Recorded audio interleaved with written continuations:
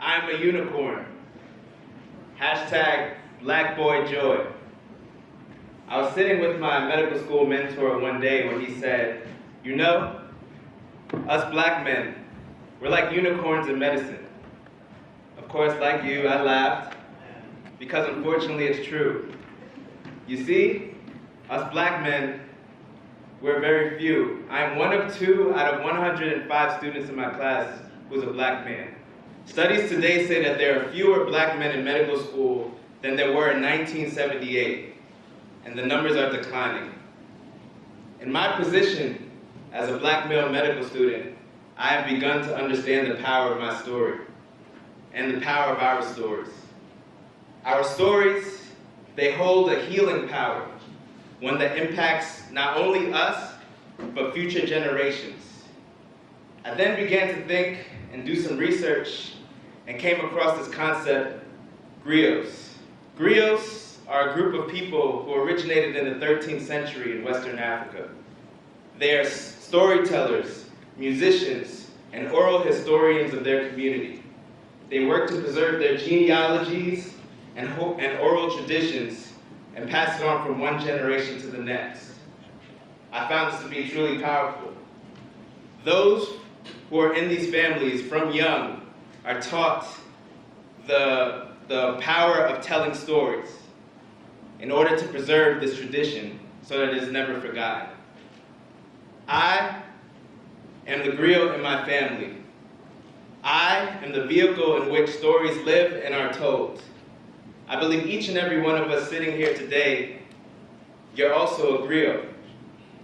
It took growth as a catalyst to understand my role in my family.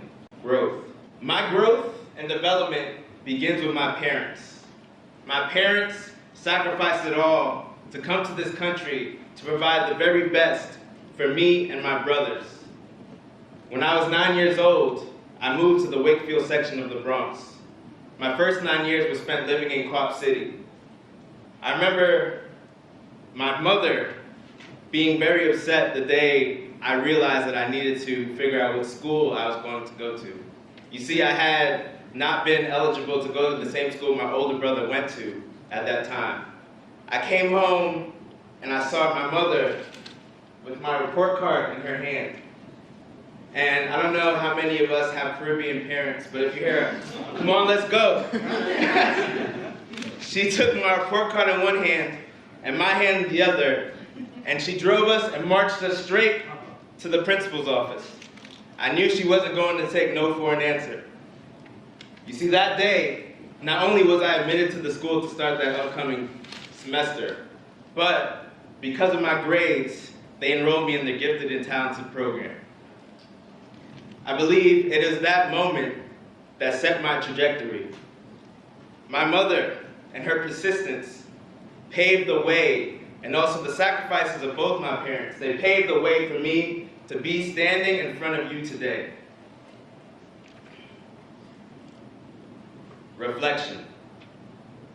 Often, I reflect on also my role in my family, and it has been persuaded and done based on my family members.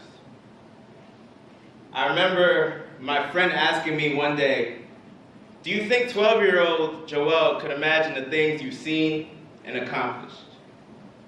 I thought about it. Well, at 12 years old, I was beginning 7th grade at the school my mother fought so hard for me to get into. I also remember at 12 years old, a dark winter day. I remember laying on the couch, and as I laid on the couch watching TV, I heard loud knocks on the door. Knock, knock, knock. I jumped up, and I walked towards the door.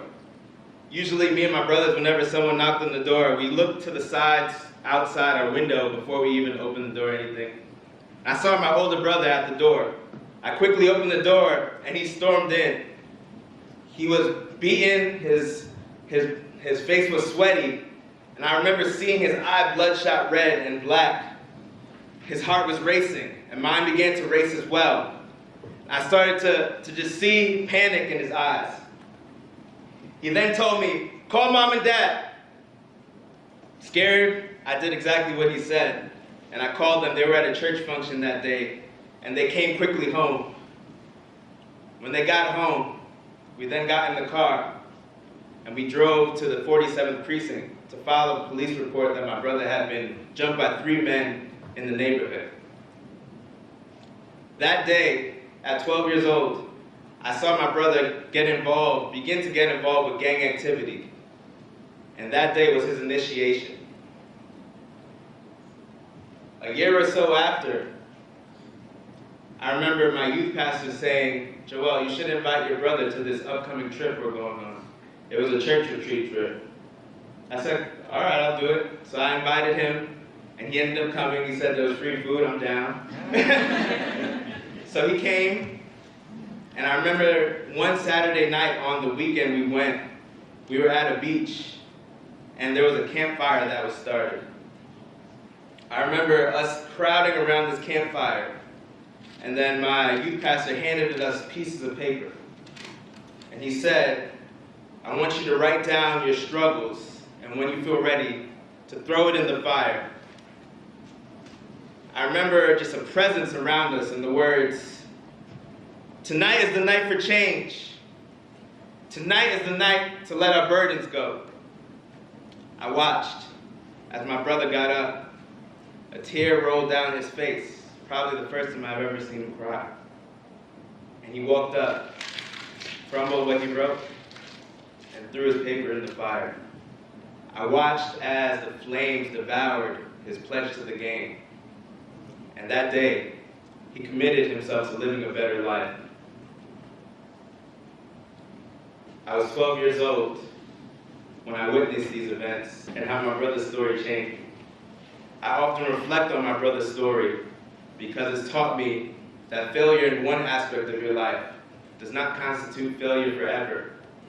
It's taught me the importance of love, forgiveness, and the ability to change. I thought back again to what my friend asked, and I said, at 12 years old, I couldn't really see past the current realities of my environment. And I answered honestly, no. You see, the persistence of my mother in observing my brother's story and his ability to change, it made way for me to also understand and embrace change in my own life as I began to learn more about my identity.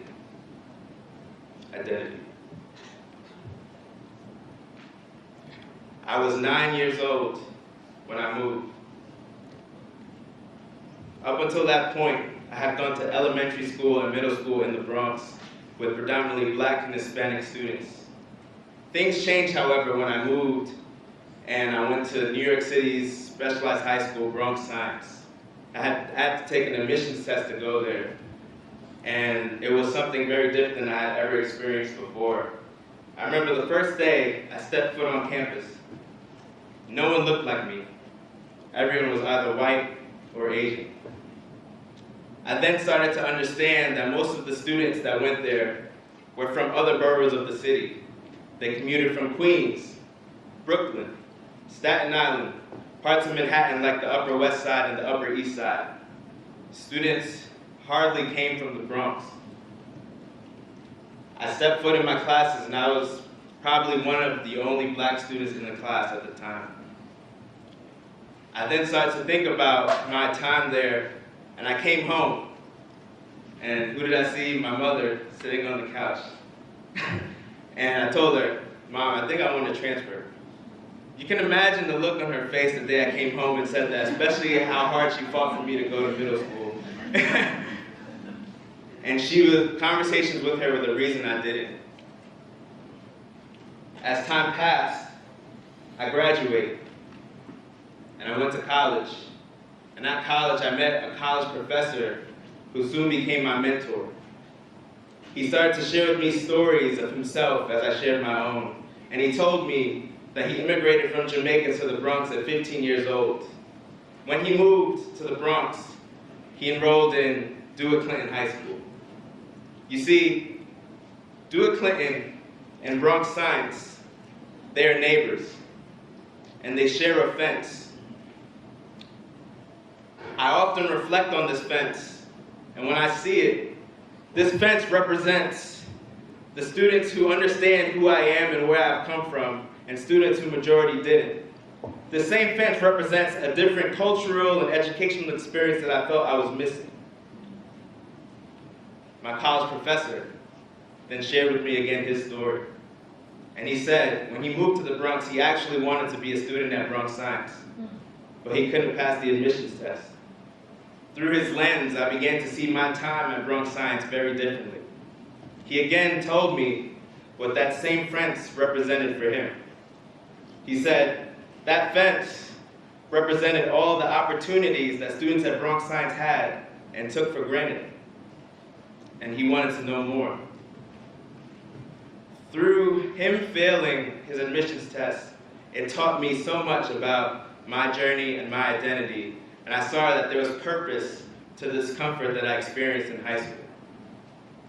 I then began to grow more through the persistence of my mother, through observing my brother's change, and through my professor. I then also started to see that there was a way being paved for me as I was growing older. Despite the opportunities, however, there were still many obstacles along the way. Overcoming obstacles. If statistics today say that every 1 in 3 black men born today will either end up dead or in jail, then it makes sense that I am one of 2 black men in my medical school class. How can I not feel like an imposter? Why was it him and not me? I was sitting in my class and we started to talk about implicit bias. And I remember a video was shown.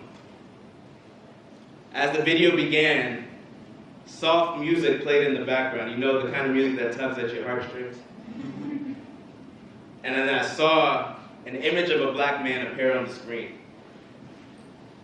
I looked at this man, and what it was showing was just how he was navigating different areas of his life. One image showed him walking up near a car of 2 white individuals in the car and then closing the doors next to him.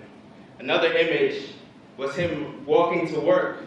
And as he walked to work, he was trying to get on the elevator and made eye contact with those in the elevator, but the doors closed right in front of him, probably signaling a missed opportunity.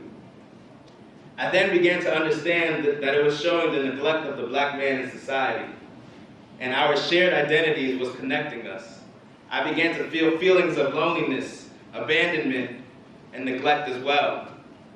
I took a moment to look around the room, and there were only 2 black men in the room, which included faculty and students. I thought to myself, I don't think anyone here could really understand what I'm feeling right now or what I'm going through. I then began to think more, and I saw that this black man was showing the neglect that he had, and that the video was trying to portray it in one light, but I was taking it in a very different light. I saw my professor and his voice again, and I also saw my mentor and him calling me unicorn. He said, you know, Joel, us black men, we're like unicorns in medicine, and this is what he meant. Despite the feelings that I was feeling at that time, I then still watched on and saw that the video transitioned to a courtroom setting. As the video played, I saw the camera pan up until the defendant's table. Probably the person making the video wanted everyone watching to assume that that's where the black man should have been. But the camera kept panning, and it went to the judge. You see, the same black man that was portrayed negatively throughout the video was the one presiding over the courtroom that day. So, what did this say for me? Or for the other minority students in the room? Did this mean that we had to be the exceptional minority to have a seat at the table? Did we? No.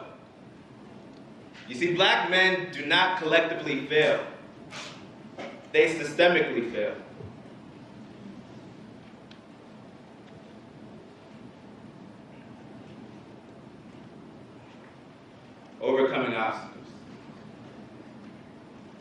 transformation.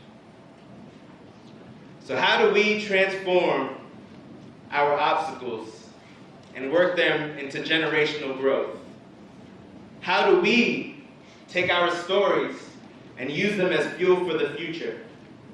Well, we have to be the griots of our time, and we have to share our stories.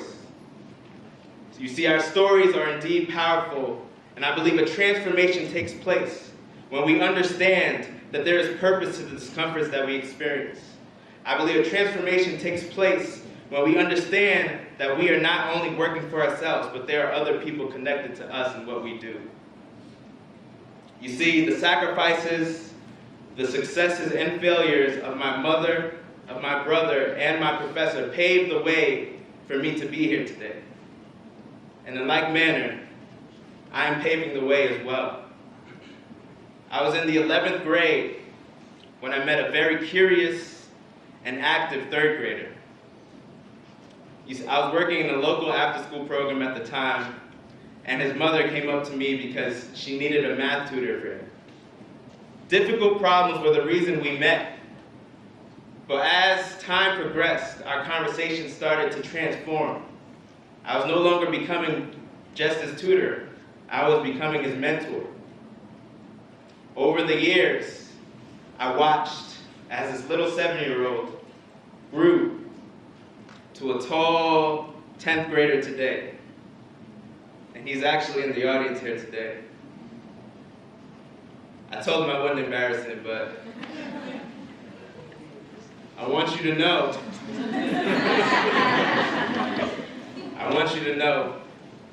that I love you and that I'm proud of you. And you are the reason why I work so hard. It is for you and for your generation, for them to know that they can be successful and do what it is that they want to do as well. You are the reason why I exist, and I truly believe that. And your generation. Yes, we may fail. Yes, we may make mistakes. But we are not our failures, and we are not our mistakes. You see, we are our stories. We are the griots of our generation. What story will you tell? Thank you.